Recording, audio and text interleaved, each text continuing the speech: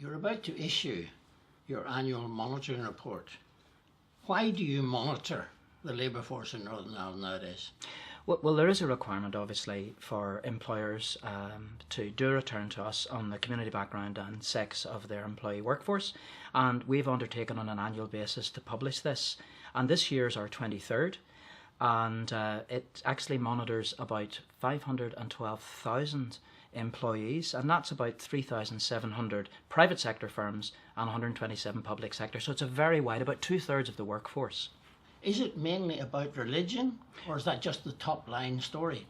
What we capture here are both community background and sex or gender. Well, if I said to you now you're monitoring the workforce in Northern Ireland, do we now have a workforce that is distributed fairly between the two communities? Well, there are two things here. If we look at the labour force survey, it says that there are roughly 53% of the working population of people available work are Protestant and about 47% are Catholic. And it's interesting that this year our monitoring figures show more or less that that's on target. So there's been about 0.5% increase per annum since 2001 of the number of Catholics in the labour force, and we're now where we would like to be. So it's more or less representative of those available for work. So it's a good news story. So year by year, the proportion of the labour force that are Catholic has been increasing very slightly. About 0.5% per year. This year it's slightly less, it's about 0.3.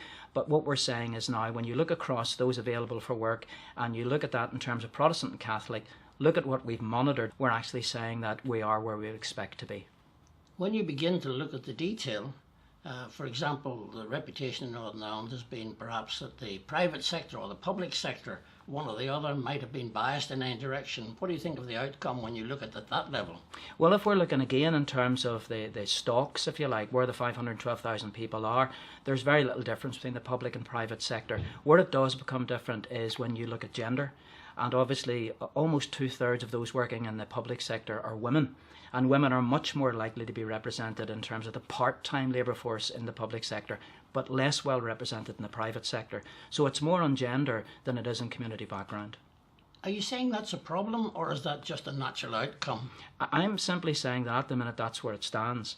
If you're asking where the trend has been, it's interesting that this year we see that about 30% of part-time employees across the whole public sector are men. That's actually 5% up on what it used to be about 10 years back. So something's going on here. What this monitoring report doesn't give us is the analysis. It simply says that when we ask those labour force figures and we look at them, it's telling us at this point in time that's where we stand. But there's still work to be done, John.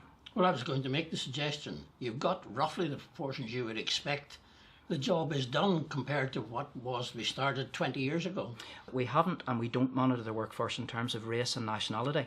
There is a changing demographic here. We know where we stand in terms of community background and gender. What we don't know is in terms of how well we're doing in fair representation in those people coming from other race or national groups. Is that a suggestion that you might like to extend the type of analysis you're doing? Well, we've actually made that representation to the Office of the First and Deputy First Minister. It will be our recommendation that future monitoring takes into consideration race and nationality. If we go back to the breakdown in terms of the community origins of the labour force, you say you roughly got the figures you would expect. Mm-hmm.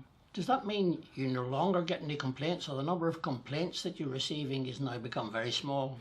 It's not that they've become small. There's been a change. The top complaints that we get now tend to be around disability. And then we have race, and then we have gender. The community background challenges still come in. But at the minute, the top three in terms of where we would be taking phone calls, and we get over 3,000 phone calls a year, they come down to about 300 requests for support, and we support about 80 to 90 cases every year where people feel they've been discriminated against. If somebody said to you, you do this report every year, is it worth doing every year?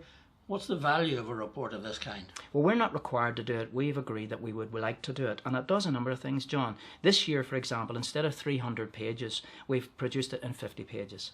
And people can then go to the electronic data set if they want to drill down into the information. So in this case, less is actually more. The second thing is it gives us a snapshot in time of what's going on today, but it also gives us trends over the last 10 years. But the most important thing is that the workforce itself is monitored by those who employ those employees. So this is their involvement.